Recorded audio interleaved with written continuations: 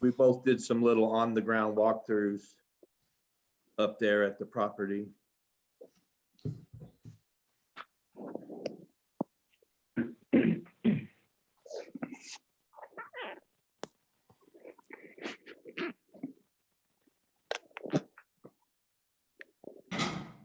Okay, Joel, you all are ready to proceed forward. All right, thank you, Chad. Joel, you ready? Okay. Yep, all set. All right, we'll call the August 4th, 2020 meeting of the Planning and Zoning Commission of the City of Branson to order. Joel, if you would take roll for us, and if the alderman, when you hear your name, if you would speak your last name, and when we're voting, we need to do that too, and say here or yes, whatever it happens to be. But speak your name when you're voting or acknowledging. Yeah. Oh, yeah, exactly. I was going to make the same comment that when we go through anything, please announce your name as well. I know it's a little repetitive, but it helps with audio in the minutes. So with that, I'll go through the roll. Commissioner Howden.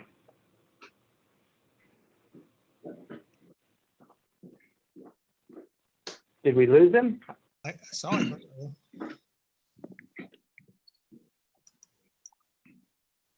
Oh, for some reason, okay, we'll move on. Commissioner Lloyd. Yes, here. Commissioner Nichols. Nichols here. Commissioner O'Day. Commissioner Pinkley. Pinkley here. Commissioner Richards. Richard's here. Commissioner Romine. Romine here. Alderman C. Be here. Vice Chairperson Davis. Davis here. And Chairperson Harris. Harris present. Chairperson Harris, we have 8 commissioners present. We have a quorum. Thank you, Joel. Thank you, commissioners, for participating in our Zoom planning and zoning for the month of August. I appreciate everybody's time this evening, and hopefully you've had time to look through the agenda and check the minutes a little bit as we had gone through previously. Joel, did we have anybody that wished to speak a public comment not related to the items this evening? No, we did not have any submitted. Okay, thank you. That will take us to the regular agenda items then. We did have some July 7th meeting, of course, and we had the minutes that was enclosed in your packet. Hopefully everybody looked over that information. Anybody have any deletions or changes or et cetera? We would need to hear that now. If not, the chair would entertain a motion to approve the minutes for the July 7th meeting. Lloyd will make that motion to approve. Thank you. Davis, second. Thank you. Any other comments by the commissioners on the minutes? Joel, would you call the roll for the minutes, please? Yes, now the Commissioner Howden has joined us again. Commissioner Howden? You might be muted.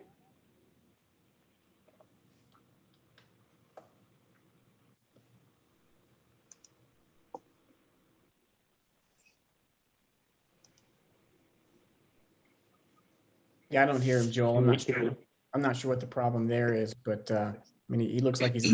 Commissioner Howden, can we just get a thumbs up maybe? All right, perfect. Commissioner Nichols?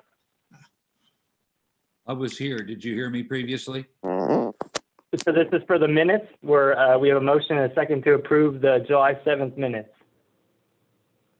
Then we're voting. Nichols, aye.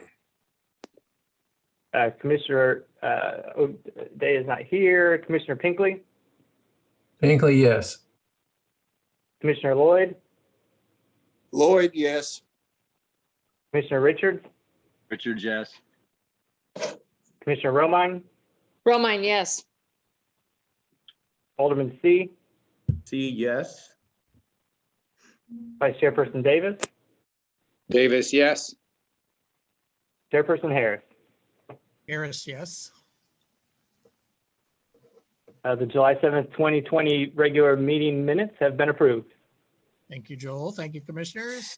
That takes us to old business, and oftentimes we do have some to look at, but not this time. So that'll move on to our regular public hearing agenda items, of which we have one that you've seen in your packet. Hopefully had time to look. Chairman Harris, may I Yeah. interrupt and ask a question? Is this the appropriate place to talk about items we began discussing during our last meeting? Since we skipped our study session, I wasn't sure where to continue a couple of topics we left off at our last public meeting. Oh, you're referring to as we talked about at the end of the meeting. Yes, the overnight stays in theater lots and also the annexing of recently cleared property. Okay, you want to wait until we get down to where we have commissioner and staff reports, and we can do it at that time? Thank you. You're welcome. Okay, Joel, would you help us with tonight's one item, please?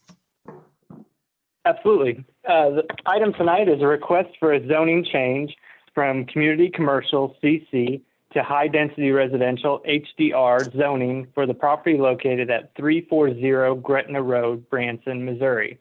The owner and applicant this evening is from Elevate Branson. We have Brian Stallings, who's joining us on the Zoom as well to answer any questions. As I mentioned, the current zoning for this property is community commercial, and their request is to change the zoning to high density residential. The image we have in our presentation is actually the location of Elevate Branson, and the subject property is the one you see here in the distance with the trees and adjacent to the property. So it sits to the north.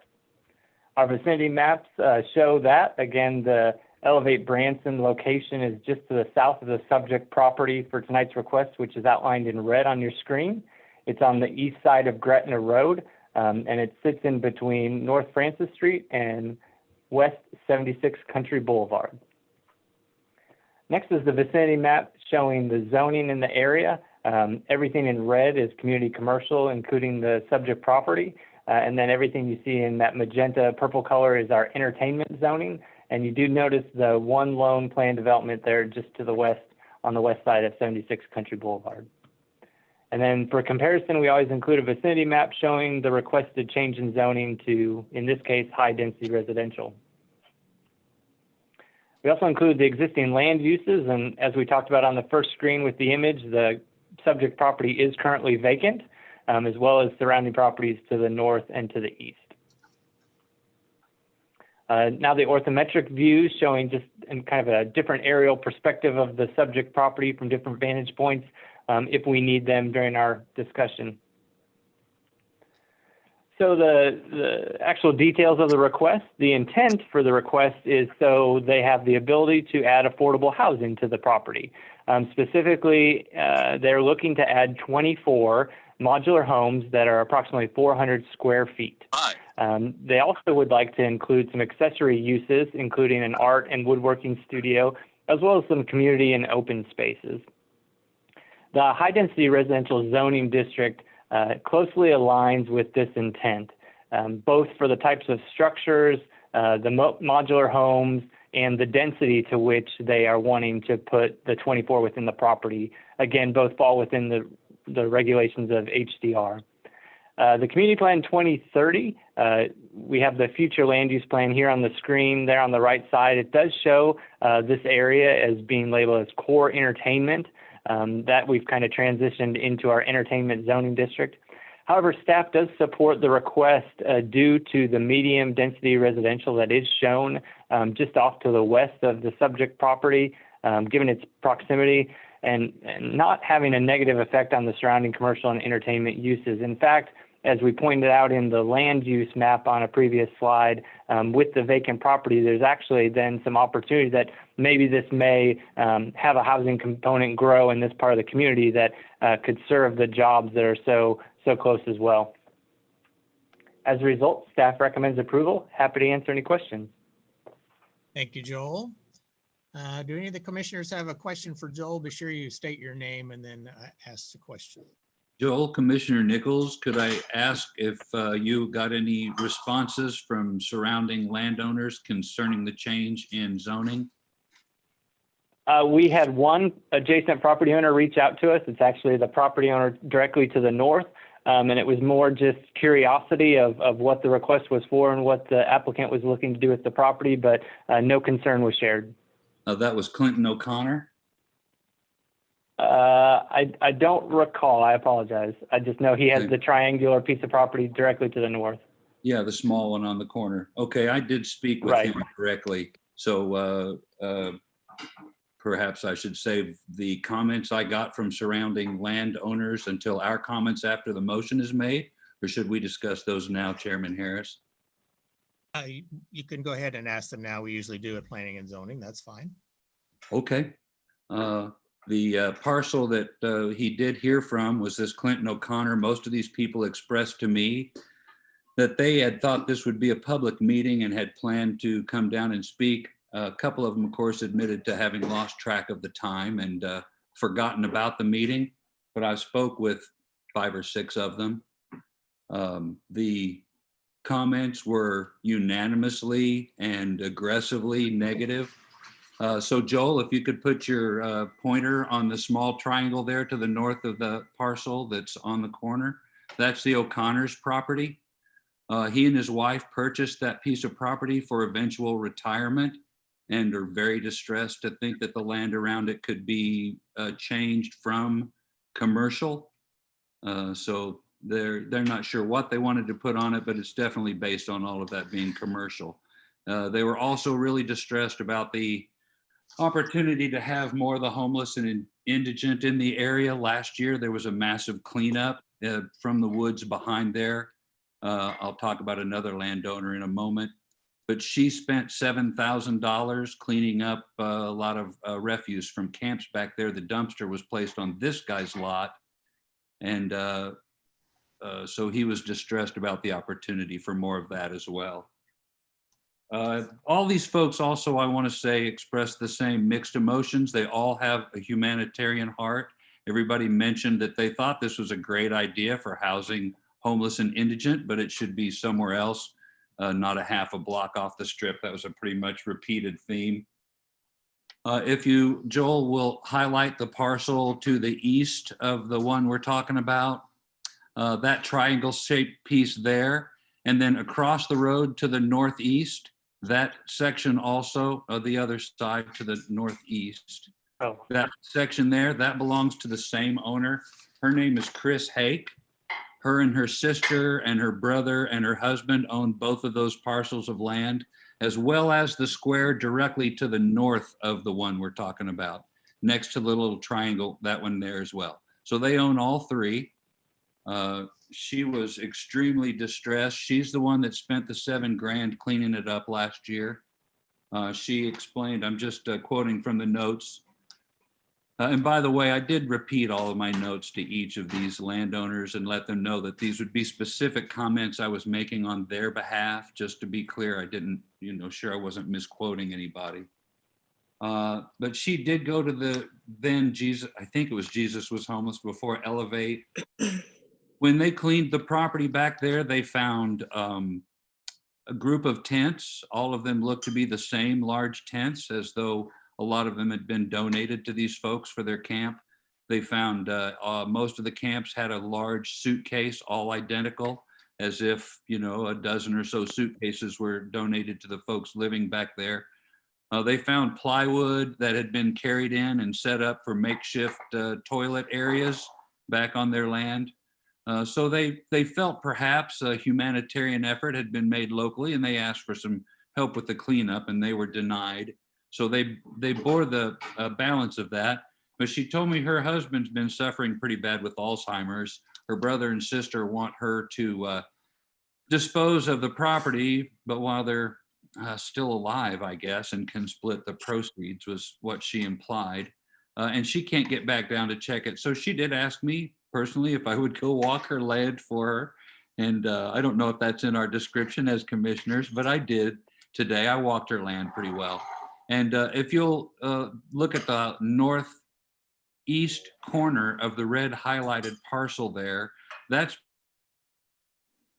and right inside that fence, and then keep moving the pointer south, Joel, toward the Jesus Was Homeless campus. Right in that area, just on the inside of the fence is where I'd say 3 or 4 that I could see have moved their camps now. So the folks are camping out around Jesus Was Homeless to take advantage of the services, I would assume. But that leads to a lot of the comments from all these property owners, and especially these folks, the Hakes. They're saying the same things. There are a lot of negative comments about what goes on already. I don't know how you all perceive that that affects bringing more folks in to a different type of housing situation here. But all the property owners were very distressed that there might be even more foot traffic in and out across their properties, in and out of this one if it becomes residential. So that's the Hakes. If you'll go directly across the street to the west from the red property, that hotel on Gretna, that one there, is majority owned by Seven Pillars LLC. The owner is Sunil Kumar. Apologies. He said he loves the Wonderworks and the aquarium and thinks that development is nice, but this change to residential across from his hotel is not helpful. He's all for housing for the homeless, but not in my backyard was his strong theme. It'll negatively affect his property. He said he has a big problem with crime and drugs now. He wants to know if Jesus Was Homeless would help to keep the area crime free. He had already called the owner of the Oak Grove Hotel, which is the one directly south of his, 2 pieces of property, one more south, and then the next one south. There you go. So that's Oak Grove Hotel there, both those buildings. And they had planned to come to the meeting and voice opposition, but they're the 2 that kind of lost track of time. And then he said he had no idea that this was virtual, so he didn't get any comments in. Housing in the, yeah, he says housing in the middle of attractions is just not a good idea. Competing theme, just don't like the idea of rezoning this property. Let's see, I also spoke with David Faria, who operates the campground, which borders, it touches Jesus Was Homeless on that corner. Yep, that's theirs. And then just north of theirs on the Hakes property, that's where the homeless camps have been, and a lot of people still are. There's just too many notes. After I went through this with David, who operates the campground, they have a chain link fence, which has been cut through with bolt cutters. They've been invaded multiple times. A property manager lives in a trailer house on the property that's been broke into multiple times. They tried to steal a golf cart. The campers are harassed. So they police that down there pretty tight. And that's just with, the services that are being provided for the folks there now. So he voiced a very strong opinion against this, including the fact that they have a piece of commercial property set in a giant hunk of community commercial, and they believe that supports their property values. So one, the change to residential from CC will negatively affect their property value, and 2, they are really opposed to any more of the homeless and indigent folks living right there in their area. He was so distressed that he called his brother Steve Faria, who actually owns the property. When Steve came on, he had his own set of, well, I didn't know what I was asking for when I made these calls. Pretty much he echoed David's sentiments. We all want to help out, but perhaps there's a place further from our entertainment zone where they can set this up. Everybody thinks it's a great idea, the tiny homes for a community, and I agree, but they all are definitely not in favor. They don't want it in the entertainment zone. Deter development for other tenants and lodging. Why develop? Who wants to develop next to a homeless shelter? Better locations are definitely available. Would never develop around a tiny camp themselves. So the only people I've left out are the Hughes brothers, who arguably do not own the land there to the west of the hotel we started talking about. Joel, you know where the Hughes Brothers Theater is. There it is. So Marty Hughes and the board were definitely against this. I don't know if they're within the 1,000 feet. I didn't measure, but I knew them and called them. They have absolutely daily challenges with going back and cleaning up all around their dumpsters. They get emptied each night as the stuff inside is sorted through for whatever reason. And all of the folks along the strip have the same comment, that this began when the Elevate Branson campus opened there. If you go north 2 properties, that's where the Chinese are. That's the Gilly Theater.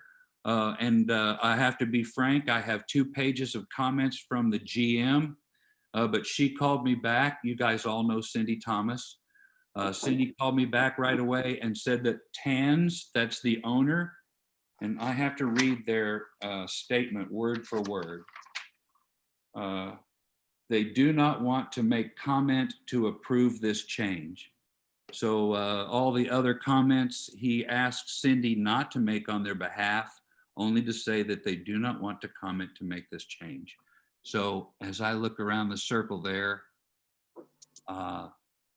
that's all I heard back from. So sorry, so long-winded, but I think this is a fantastic idea in an absolutely horrible location, and getting their input first. Every owner I could contact around it wholeheartedly agreed. Thank you, Commissioner Nichols, and appreciate you taking the time to research that out and to interact with the people. The feedback is important, and it's good that we've had that. So appreciate you spending the time to do that. And thank you for the opportunity. Yeah, no problem. So I have 2 quick questions for Joel. Joel, one, are we only rezoning the section that's outlined in red there? That's correct. Okay. And then as far as people essentially trespassing on private property, right? When someone is living or homeless or staying there on the property of the Hakes, why that constitutes trespassing. Have they been under, the knowledge that they could check with the police and have something done about the trespassing? Maybe Commissioner Nichols knows if they've called the police, have checked on these things or not.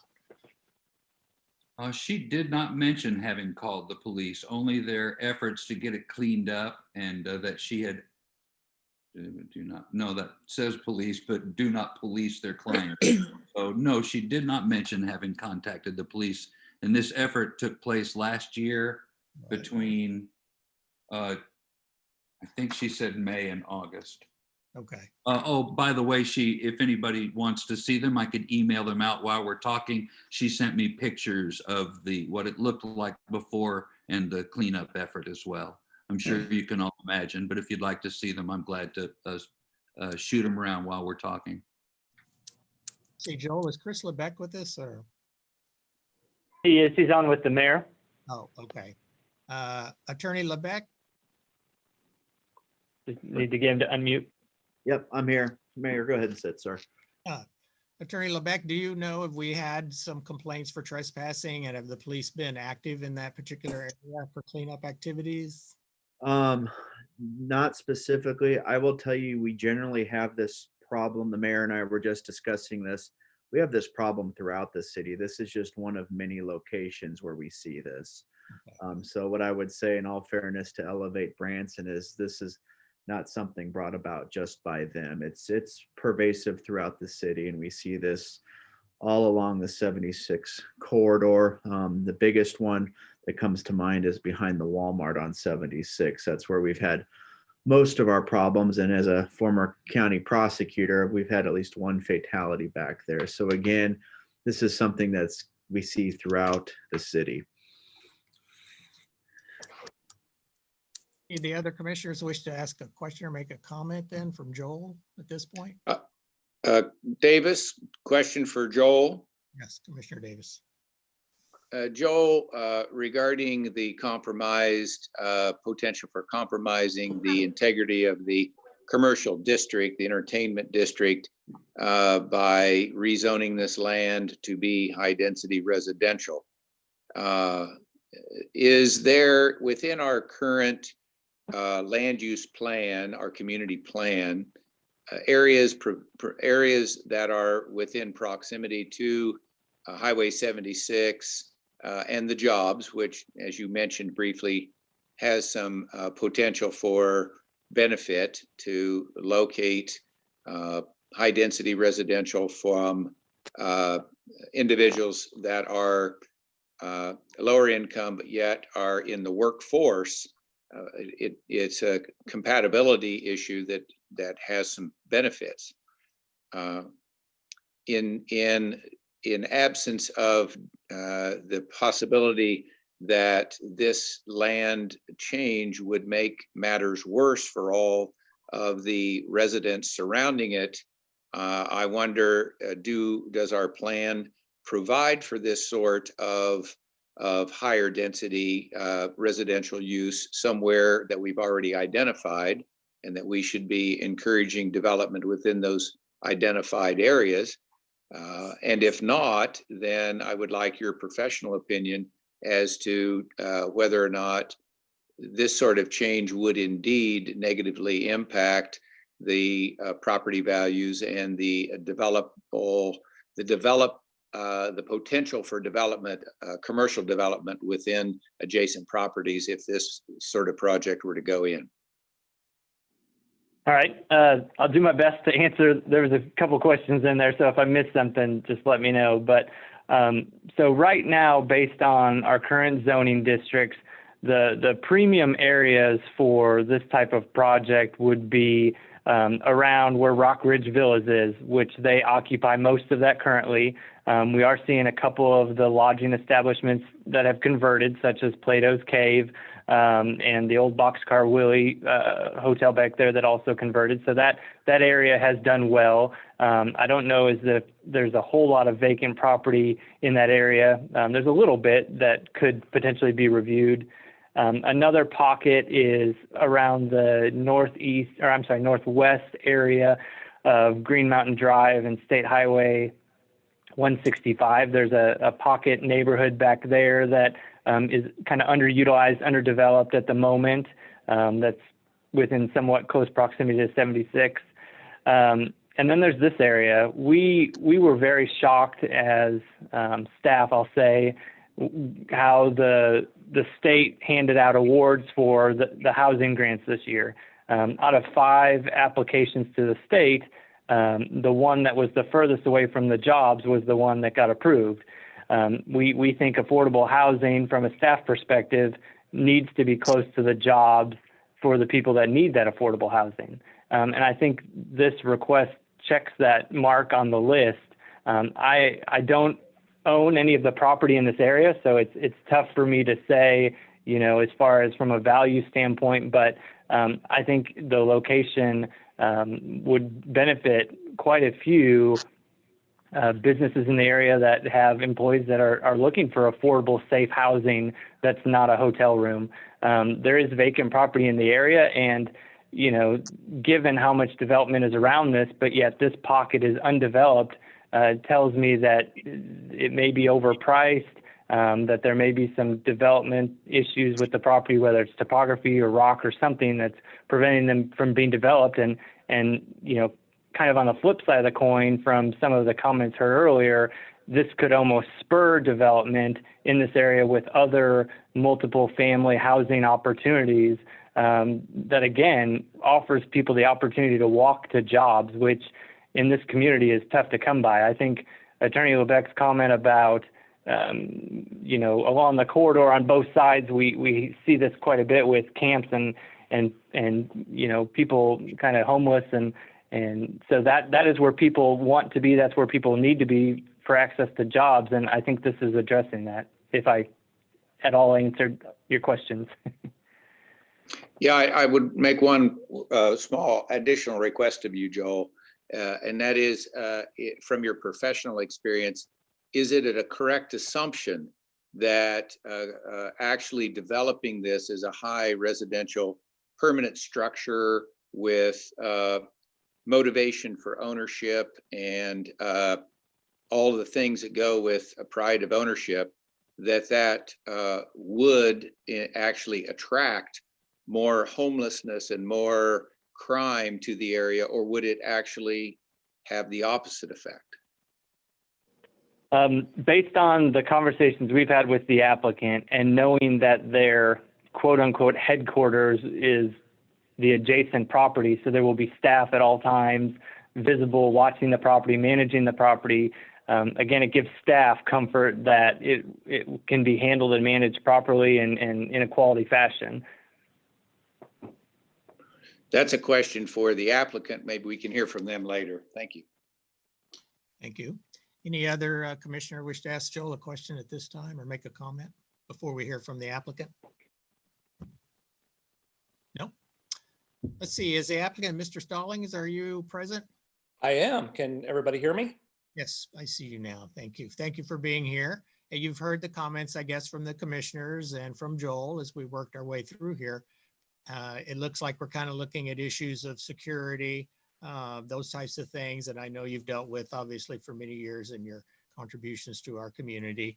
Would you like to tell us a little bit about how the plans that you have seem to work for the benefit of the people that we have in Branson, both our workers and our visitors? Yeah, absolutely. I think there's a little misinformation maybe by the neighbors, and we can help explain that. We are not, first of all, a shelter at all. So there's no overnight in our building or on our property that is allowed. Unfortunately, we can't control if people go into the woods and pitch a tent. We do not give out free things like tents or sleeping bags or anything like that. We do have a thrift store. So, you know, if there's a suitcase for sale, they may purchase one there. We don't endorse that. We don't pass those things out. Unfortunately, there have been people that camp in the woods around us. But again, it's not necessarily for our services because we can't really help a lot of homeless individuals unless they're really willing to gain employment. Everything that we do is to empower people to move to a next step, to gain employment. We believe the way out of poverty is through employment. So we equip and train people to work in our workforce. So one thing this development will do is eliminate that. So by having just vacant woods all around us, it's an opportunity for people to camp. By having a development there, they won't have that opportunity to just camp there. Also, this is a rent-paying property. So the residents will be required to pay rent. So nobody will live there for free, not a shelter or anything like that. And again, we are wanting to have micro businesses in there so that we can teach and train employment skills, but also that those services would be available for both tourists and our local community. So really the whole thing is to lift people up, get them out of motels. They'll be required to pay rent. They'll be required to follow rules. And you know, I'm working with Mr. Liebeck now, even on a drug and crime-free addendum to any rental properties. So feel like that by having something here like this development, it will actually catapult this whole area. Obviously, this piece of property and the surrounding pieces have sat vacant for several years. And Joel, can I share my screen to show the artist drawing, or is that possible? Or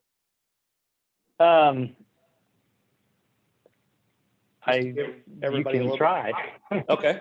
It says I can. Otherwise, I was gonna say, if you want to email it to me, I can pull it in.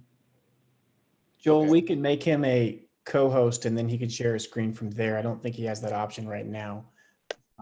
Okay. But if that's what, you know, the chair Yeah. would like to do. Well, the that- more information we have about how it's going to look, and that'll prompt some questions, I'm sure, from the commissioner. So if you're able to do that, Mr. Yeah. Shaw, that would be, Chad, you can kind of monitor here. Okay, you've been made a co-host and you should have the share option at this time. All right, great, thank you. All right, can you guys see that? No. I do not. Is that being? Joel, I'll need to stop sharing. I think so, yeah. I'm not, I would think it would just kick you off and start his, but, all right, can you share your screen now? Because we're not seeing anything on your side. Yeah, let me get back to that real quick. Share.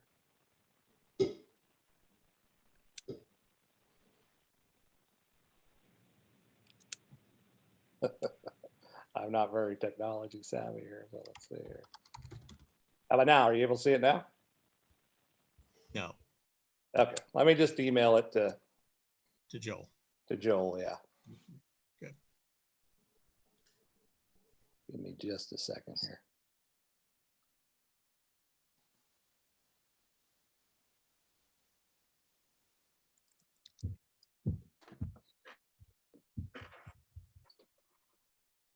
The other thing I would also, I guess, let you know is that one of the requirements is that they will have to be a Taney County resident for a year or longer. So they can't just move into the area from, Ohio or Springfield or any other place like that. So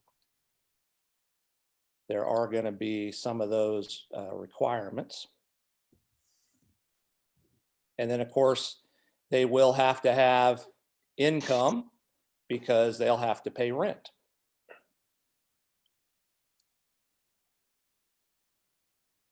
And Joel, I'll send you two things here.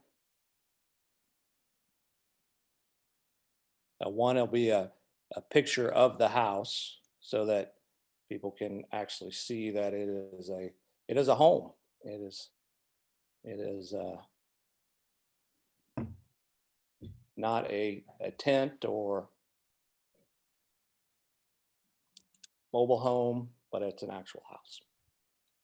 So Brian, this is Phil Lloyd. Yeah, hey, Phil. Tell me what we've learned, what you've learned from how Springfield development, how it's been received, how it's working. I'm sure you piggybacked off them some. We're working closely with them. We actually have a model home. I'd invite you all to come see the home. It's very well built. It's one of their houses. And probably one of the biggest differences really between our development and theirs is that they're really trying to reach the chronic homeless. They're trying to take the people off the streets of Branson. We're not trying to do that. We don't have a big chronic homeless problem here. We have seasonal homeless. But what we're trying to do is take people out of the motels that are living in subpar housing, put them in good, stable housing, reduce their rent so that they can become viable to our community and hopefully, even move out of these houses at some point into larger housing because they've gotten stable. They're able to walk to their jobs. The goal is just really to get people out of these motels. And so that's why we are charging rent. So there's no free rent for folks, and so it won't be treated like a shelter or anything like that. I mean, these are actually homes that people will live in. Also, it'll be a gated community, so it'll be fenced and gated. So the gates will be open during the day for tourists and businesses to operate within the village, and then we'll close the gates at night because we have some of the same issues. We have people that climb into our dumpsters at night and rifle through those, and we've padlocked our dumpsters. So we understand some of the things that maybe our neighbors have experienced. We're experiencing those same things, and I can tell you, just like Attorney Lebec, it's not because we're there, it's going on all over town. Okay, looks like we have your image up. Elevate community developer. And so can you see that, Mr. Stallings? Yes. Yeah. Okay. Joel, you want to use your cursor maybe and kind of take us around, point at some things and let him explain a little bit about how the flow would work and how the buildings are arranged?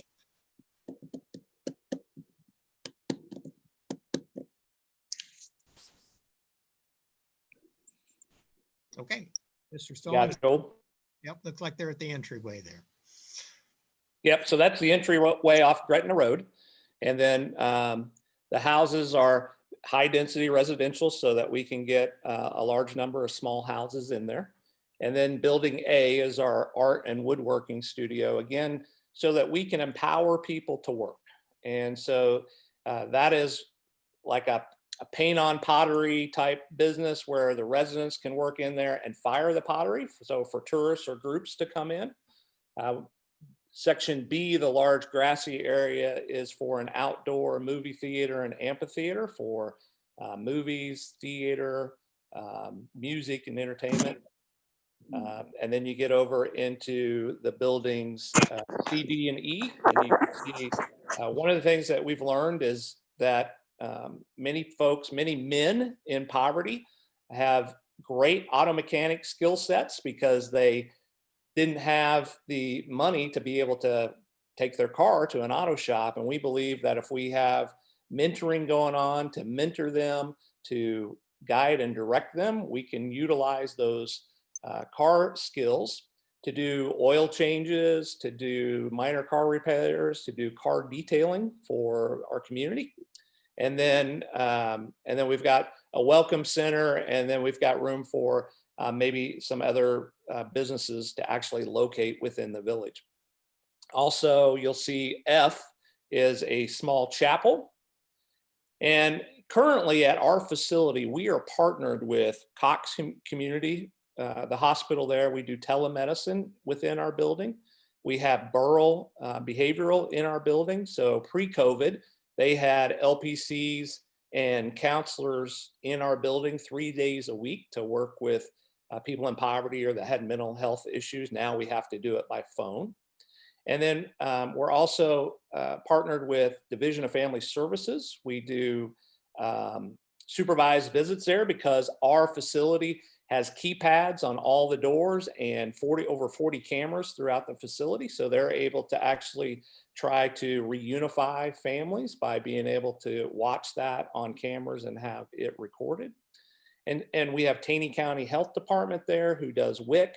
And so this is just an opportunity to really bring these services to this village. By having this village located somewhere else and not having the wraparound services there, I think you miss the mark of really what we're trying to do, because we can have housing, we can provide housing anywhere, but we're really trying to elevate the people so that they're tax-paying citizens, they're consumers in our community, they're back in the workforce that we desperately need. And housing is the byproduct of that, but we're really creating community there. So I hope that helps give you a little bit broader vision of what we're trying to accomplish. Thank you, Mr. Stallings. Any of the commissioners have any specific questions now for Mr. Stallings? Yes, Davis here, Mr. Stallings. A couple questions. What do you expect to be like the occupancy density of numbers of people, either per unit or per development? And then secondly, will there be automobiles, a certain restriction on how many automobiles individuals are allowed to have? Yeah, so the home itself is only 400 square feet. So it's for one person or a married couple. I mean, that's it. So you can't, we're not going to be able to put large numbers of individuals in there. There is no parking at the house. You know, most folks that live in the motels now, they don't own vehicles. So you can see on the kind of by building A, there's some parking there, and along the outside, there's some parking along there. So we would, request that if they have a vehicle that they park it there, and they wouldn't be able to have more than one. Thank you. Brian, it's Jeff C. So are these going to be like on slab, cinder block foundations? How are they going to sit there on those lots? Yeah, they're a permanent pre-manufactured home. So we would put them on a tier, like pillars, and strap them down, and then we can do all the connections, but they would permanently install. So there'll be underground infrastructure, and it'll come up Correct. at each one of these and then connect to those services. Correct. And how do you get those? You just slide those off those trailers, or how do they? Yeah, they come in on a truck, and the truck can it's got hydraulics on the back end, and it can just set those exactly on the pier, and then the truck can pull out. And Gotcha. It's pretty impressive. I looked at the one today, the blue one. Yeah. That's out there. They're Yeah, well I'd love for everybody to come and look at it, and I'd take you inside. I mean, it's a really nice home, and we know that, when you just don't have a safe place, and oftentimes a lot of the motels aren't a safe place, it's just really hard to move forward. Matter of fact, we had several of the folks from the motels that took a a look inside there, and they were just crying because it gave them hope to be able to get out of the motels. So another quick question, Jeff C. The gate access, so you said it would be accessible during the day because obviously you're going to have people come in and maybe getting their cars fixed or oil change, et cetera, or do something in the craft area. So then at night, if these folks were to leave and go do their jobs, what do they do? Have an access card or a fob or a code or?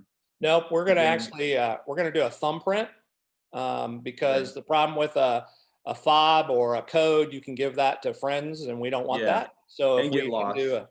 do a thumbprint, then only they can get in. Gotcha. Okay. And that will be part of the rules that if they are going to have guests after 10 o'clock at night, they're going to have to let us know that. I mean, they have to be approved.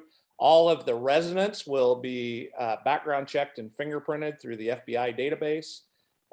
There will be no sex offenders there. So, I mean, it's going to be for people that really are trying to move forward.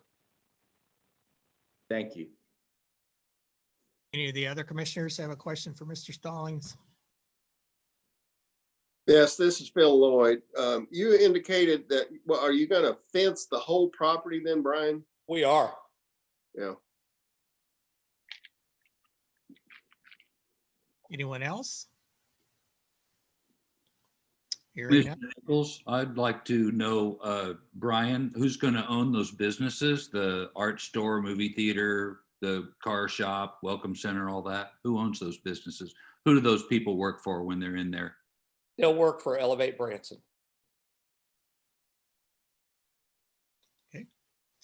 Anyone else? Thank you, Mr. Stallings. Appreciate your input. You bet. And Joel, I also sent a picture of a house in case somebody wanted to look at that as well. Thank you, Joel.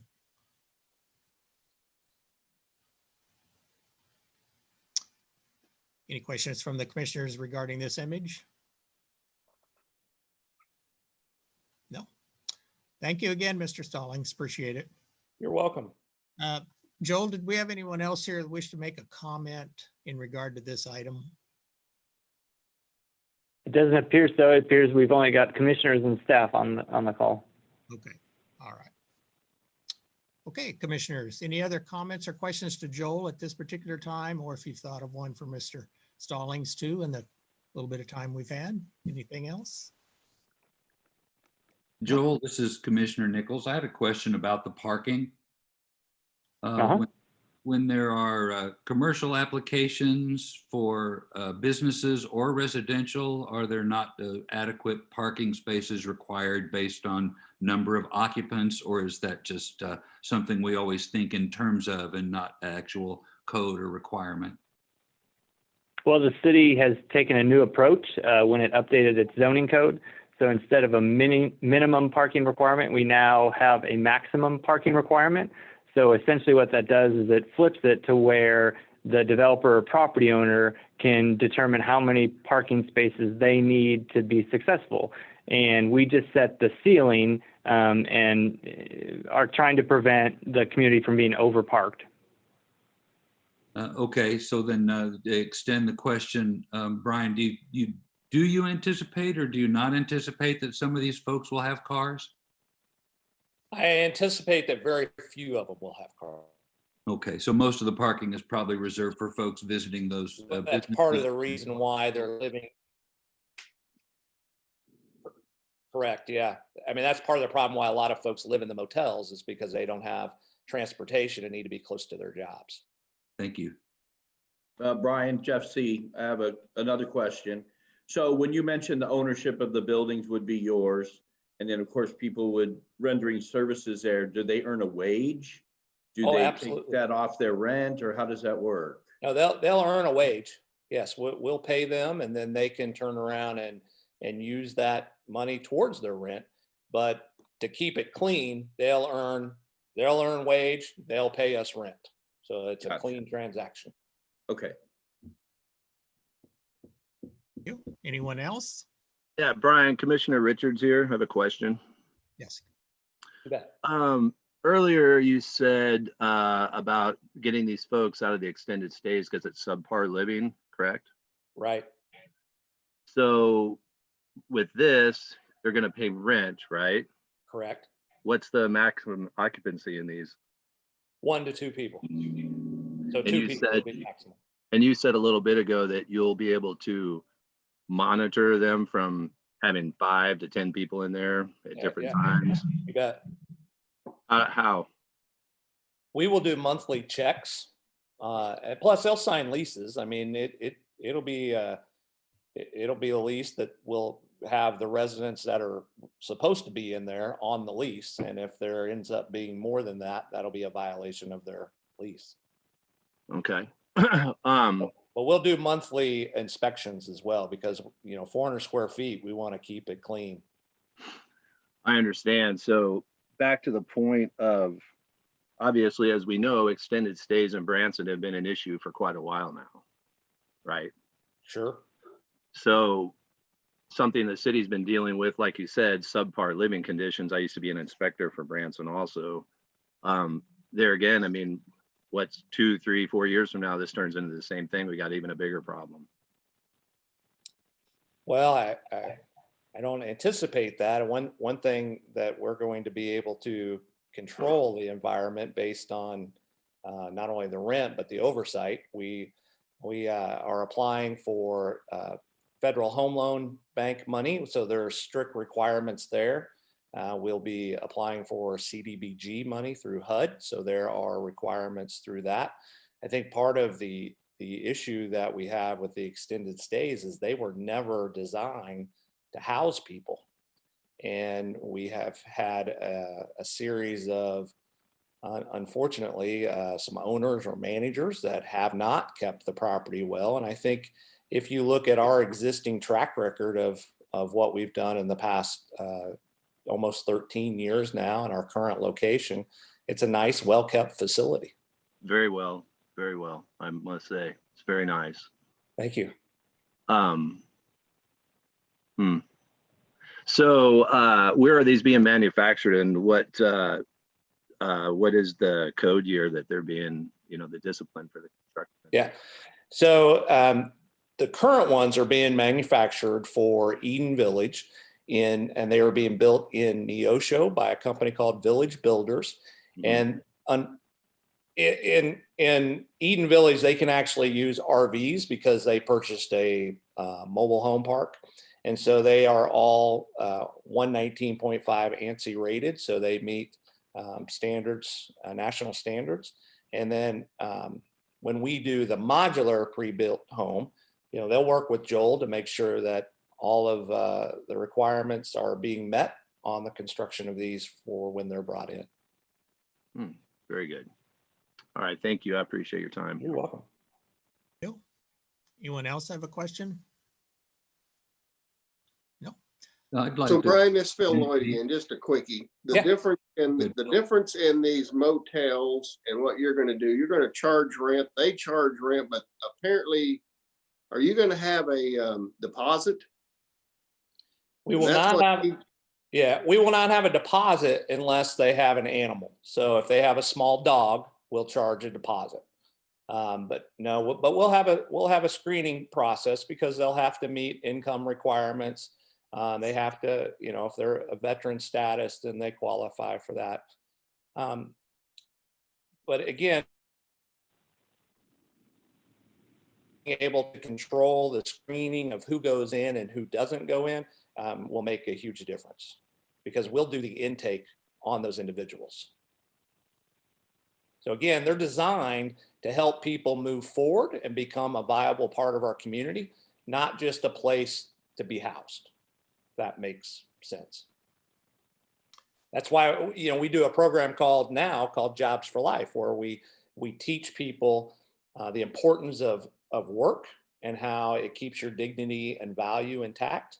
And really, that's kind of the principles that will apply here. They'll have the opportunity to work and learn skills and then be able to be case managed by some of the existing programs and services that we offer.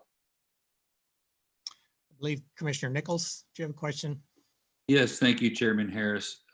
Brian, have you looked at any other locations for this development, like a campground or an old mobile home park or something? The plan is beautiful, very well thought out, and I think helpful. I just wonder if you've looked into other locations for the real estate. We have. The challenge is that then we would have to basically rebuild our existing facility, and we have a $2.1 million building there that already has all the wraparound services to make this a viable option. So if we were to relocate it somewhere else, we're going to have to rebuild that facility, because again, it's not just the housing, it's the housing combined with those wraparound services that'll make this successful. And we're anticipating that the folks who will reside here are the same folks who require your services. Well, I'm anticipating the people that will reside here are the same ones in the motels, and a lot of those do require our services, either us directly or indirectly through Cox or Burrell or Taney County Health Department. And so I anticipate there'll be a lot of those same clients. And then you have the transportation piece. So with no public transportation, this location provides a great opportunity of surrounding jobs for folks to be able to get access to. Thank you. Brian, Jeff C. So let's assume in order to live here, they have to have jobs. If they're a couple, they most likely would both have a job. So what do you think the percentage of people would probably cook within these units, but they will have access to your, where you could serve them meals and stuff in the facility that you're currently in? Is that correct? Or? Well, we only serve meals in our facility if they're attending a program. I got you. So if they're part of our Jobs for Life program, we feed them a meal. If they're not part of the Jobs for Life program, we don't just allow anybody to come in and we don't feed them. We're not like a soup kitchen or anything. Gotcha. Plus, each of these houses has a fully equipped kitchen, right? Which is what you don't have in motels. Okay, thank you. Anyone else? Okay, commissioners, what we have is a resolution number ZO20-4, which is a resolution recommending approval of a zoning change from community commercial to high density residential for 340 Gretna Road. The chair would entertain a motion for approval for this item. Davis, I move to approve this item. This is Lloyd. Second. I'll second. Second. Okay, we have 2 seconds. I think Commissioner Lloyd was the second, so Davis and Lloyd for that. Any other comments or questions by the commissioners before we vote? Yes, Chairman Harris. Yes. I respectfully hear what commissioners are saying. Appreciate the efforts that we hear the common concerns and rightful fears of not in my backyard.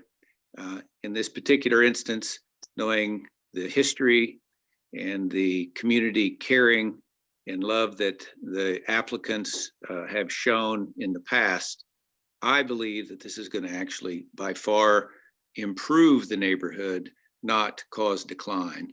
And that's why I really support this. Thank you, Commissioner Davis. Anyone else before we call the roll? I have a quick question. This is Lloyd. Yes. You had mentioned in our motion that this is a recommendation. What, does this still go to council or what? It does. Right, Joe? And Yes, it's correct. It goes to the council for a first and final reading. so, Bob, the people that you poll will have a chance to go voice their opinions there, since they didn't tonight except through you. So remember that too. Yes, that there will be public comment twice on this item at council then. Is that correct, Joel? Yeah, the first reading, they always allow members of the public to, and even during the final reading, the public has the opportunity to pull an item down and speak to it. So yeah, I mean, there's definitely at least 1, if not 2 more opportunities. Okay, thank you. Anyone else? All right, Joel, we'll call roll. Yeah, I do. I apologize, Chairman Harris. I do have comments. The comments that I did receive from the landowners We can peel everything out that has to do with helping the homeless here, because every one of them, homeless, indigent, folks that are served there by Elevate, every one of them agreed that that is a great idea and they're all for that. And I agree that this is a very well thought out and well drawn, a well crafted plan.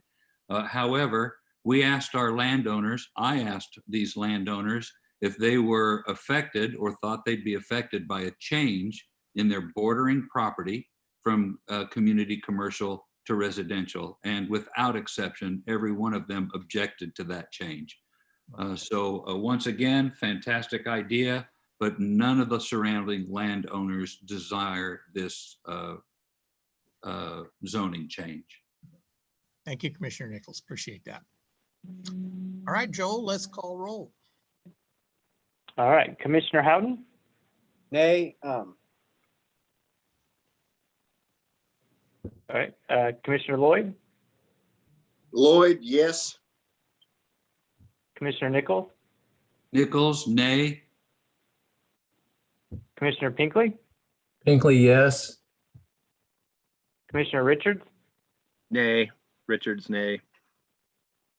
Commissioner Romine, Romine, yes. Alderman C, C, yes. Vice Chairperson Davis, Davis, yes. Chairperson Harris. Harris, yes. We have 6 yeses and 3 nos, so the resolution passes. Thank you, Joel.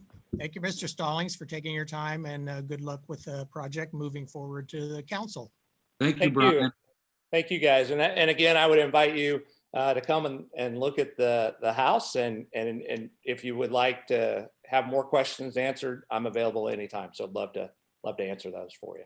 Thank you again. Great to know. Appreciate it. Thank you. All right, Joel.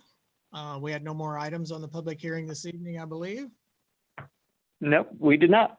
Okay, and so that takes us to commissioner and staff reports. And so before we get to some items you may need to tell us, Joel, I know Mr. Nichols, we had brought up some items previously, and we were going to have a little time at this one to review or ask more questions of Joel or those types of things. So Bob, you want to help us a little bit with some of that, Commissioner Nichols? Yeah, thank you, Chairman. First, Joel, I wanted to see what had been accomplished in the conversation about bringing our theaters into conformity by allowing these contracted acts to stay in their parking lots. Yes, so staff has had very minor conversations about that. Unfortunately, I'm very understaffed right now. My senior planner and planner both have left me, so I've been trying the best I can to just keep up with day-to-day items. So unfortunately, I haven't been able to do the research that you all had asked about for that topic. Thank you. I would like to make the other commissioners aware that I drove through there on Thursday, and those trailers are still in the parking lot back there with stools set up in front of the doors, just as if they're being used. I didn't see people coming and going. That doesn't mean they're living in there, but they are still there, and that did trouble me. Do we have an opportunity or a responsibility, or does anyone else think perhaps we should call for a wellness check? So what I can share with the commission is we did receive notification from the applicant soon after the last meeting that their ownership and management have decided to vacate the theater, and they've sent all their performers back to China. So that was to occur in August. I'm not sure the exact date, but they said by the end of August that there would no longer be anybody on the property. I appreciate that follow-up. What does the same answer, Joel, for the incentives to dissuade developers from clearing property and then annexing? We were going to. Yeah, again, that I think what we talked about the last time was we need to really first and foremost strengthen our relationship with the county's planning and zoning and try and pursue opportunities with that area, whether it's extraterritorial zoning or just, some better communications and agreements with the county. Okay. Could I ask one more question of you and Attorney Lebec, because I'm looking for some guidance here. We have overwhelming reaction by the landowners that surround this property against the zoning change. And yet as a commission, we voted to approve the zoning change. I realize it goes up to the BOA, but do we have a responsibility to take into account the desires of those property owners? Is there any fiduciary legal responsibility? Is it advice that we take more or less when those folks who have bordering properties express their approval or disapproval of these issues? Commissioner Lebec or Attorney Lebec. I'll just make the general comment that it's one of the many factors that the Board of Aldermen will take into consideration. It's not a overriding factor that will ultimately decide zoning on a piece of property, but again, it's one of the many factors that they can weigh in determining whether or not to approve this. I think that's my question is about weight, because we face issues like this frequently, and we always ask for comment and frequently do hear them from people in the neighborhood about moving curbs or gutters or closeness of commercial properties or changes in zoning. So I suppose for my own future reference, I'm looking for an idea of how much weight we really should apply to what the bordering properties desire. There is no, I'll say generally legally defined weight per se to give this. Again, we look at a couple different things. It's the needs of the community versus the needs of the surrounding property owners. And sometimes there are ideas, sometimes there are approaches and developments that the needs of the community may outweigh the potential needs of the adjacent property owners. But again, there's no defined, this is given 2 times the weight of X. It is merely a culmination of all the factors of and all the facts of the situation. Thank you, Chris. Thank you, Attorney Lebec. Any of the other commissioners or Commissioner Nichols, were you finished then, or was that your last one? Thank you, Chairman Harris. Okay, fine. All right. I might just add the comment from a staff perspective. So obviously we receive the applications, we do our processing, we send out the state statute required notifications and legal advertisings. And while you received a lot of information, Commissioner Nichols, we just received the one phone call and it was more inquiry. So we always would encourage, if anybody has any concerns that they share with you, by all means, please let them know to reach out to us so that we can collect that information. We can make it a part of the staff report so that you all have ample time to review, consider, and take that, into your decision making. Thanks for the additional perspective, Joel. I appreciate it. Thank you, Joel. Any of the other commissioners have anything under commissioner reports at this time? I'd like to, Jeff C., make a comment about that, about the project. So it seems very well thought out. It seems obviously it's needed and it looks good on paper. But for where I sit, this is one of the things when people are running for office, the first scripted thing out of their mouth is usually affordable housing. And I think it's a good project, and I think we need to send it up to BOA and give it a chance, and those property owners will have a chance to comment, at first and second if it gets that far. So I think we need to give it a chance just on that fact that this is such a hot button issue, affordable housing in this town. Thank you, Alderman C. Anyone else? Joel, do you have something for us? Anything coming up in September, et cetera?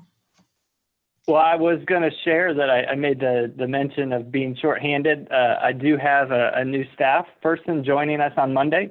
His name is Jacob Phillips. He is graduating from Missouri State University. He grew up in Forsyth. So we got somebody local and knowledgeable. How about that? So we're really excited to get him on board. He's very energetic, very passionate, ready to get started, and I think he'll be a great addition to our staff, and so you'll be seeing him at future Planning Commission meetings. Thank you, Joel. We all look forward to meeting him and getting his perspective and letting him help you too. Very good. Anything else, Joel, that you wanted to tell us? No, just I'll also note that we didn't receive any items for a September meeting, so we won't see you until October at the soonest. Okay, thank you. Hearing nothing else, the chair would entertain a motion for adjournment for this evening. Binkley, so moved. Thank you. Is there a second? Nichols, second. Thank you. All right, Joe, better call roll one more time. I will do that. Commissioner Howden? Commissioner Lloyd? Lloyd, yes. Commissioner Nichols? Nichols, yes. Commissioner Pinkley? Binkley, yes. Commissioner Richards? Richards, yes. Commissioner Romine? Romine, yes. Alderman C? C, yes. Vice Chairperson Davis? Davis, yes. And Chairperson Harris. Harris, yes. The meeting is adjourned. Thank you all so much. Good night, everyone. Good Thank night. you.